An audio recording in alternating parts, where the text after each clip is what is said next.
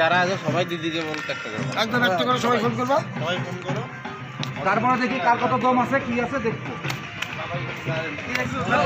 10/165 booth Kamakhyaguri 2 নং অঞ্চলের অন্তর্গত। এখানে নতুন রাস্তা সংস্কার নিয়ে এলাকাবাসীর ক্ষোভ আমরা শুনে নেব এলাকাবাসীর পক্ষ থেকে। বলুন কি হয়েছে? মানে যেটা হয়েছে সেটা যে রাস্তাটা 26 লক্ষ টাকার কাজ আলিপুরদুয়ার জেলা পরিষদের মাধ্যমে কাজটা হচ্ছিল। যে ঠিকাদার সংস্থা কাজ করছিল তাদের কাছে বারবার জানতে চেয়েছি যে কী পদ্ধতিতে কাজ হচ্ছে, কটা লেয়ার আছে, কি ব্যাপার, তারা আমাদেরকে জানাননি। এবং সরকারি আধিকারিক ইঞ্জিনিয়ার যারা আছেন তাদের কাছেও বারবার আমরা ফোনে আমরা জানতে চেয়েছি। তারা আজকে দিচ্ছি কালকে দিচ্ছি করে গড়িমসি করে প্রায় 3 মাস কাটিয়েছে। গতকাল আমরা যে কোনো পদ্ধতিতেই হোক কাগজটা আমরা হাতে পেয়েছি। কাগজ হাতে পাওয়ার পর আমরা ঠিকাদার সংস্থার লোকের সাথে কথা বলি কাজটা বন্ধ করার জন্য, যে আমাদের কাজটা বুঝিয়ে দেওয়া হোক। এবার আজকে সরকারি আধিকারিক ইঞ্জিনিয়ার এসছেন জেলা পরিষদে, আলিপুরদুয়ার জেলা পরিষদের পক্ষ থেকে উনি এসছেন। উনি আমাদেরকে কাজটা বুঝিয়ে দেবেন যে কী পদ্ধতিতে কীভাবে কাজ হবে।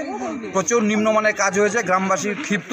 এবং এখানে শুধু একটা এই যে রাস্তাটা হচ্ছে, রাস্তাটার সঙ্গে 4টা গ্রাম পঞ্চায়েত মেম্বার যুক্ত, মানে 4টা গ্রাম পঞ্চায়েত এলাকা যুক্ত।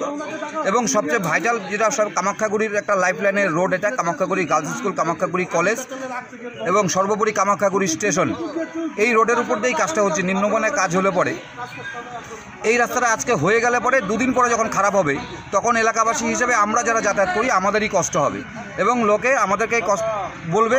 এবং সরকারি টাকা 9-6-এর একটা প্রবণতা দেখা যাচ্ছে এই রাস্তাটায়। তার জন্য আমরা প্রতিবাদ করেছি।